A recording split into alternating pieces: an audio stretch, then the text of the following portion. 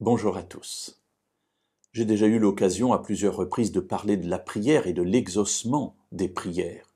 Et nous avions déjà mentionné que parfois Dieu ne répond pas au moment où nous le voulons, de la manière dont nous le voulons, et cela nous perturbe.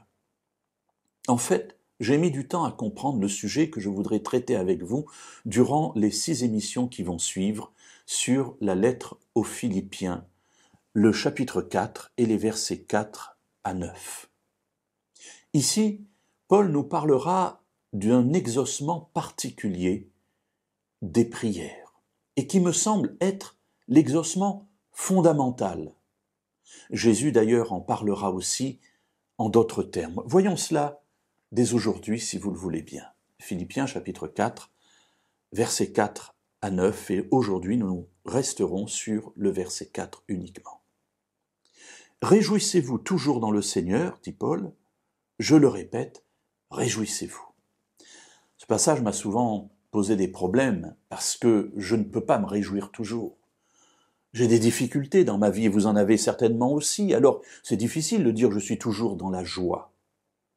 Mais remarquez que Paul ne dit pas tout à fait cela. Il dit réjouissez-vous toujours dans le Seigneur.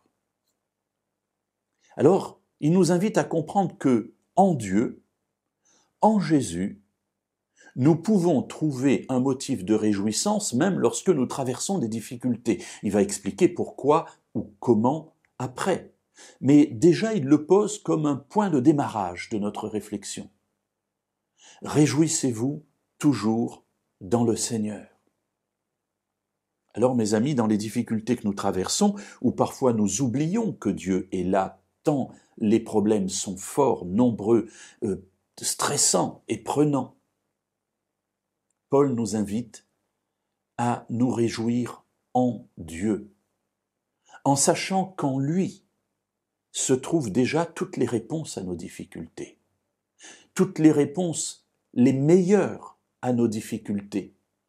Et c'est pour cela que dès à présent, je peux me réjouir en lui parce que je sais que sa réponse viendra et qu'elle trouvera le chemin de mon cœur.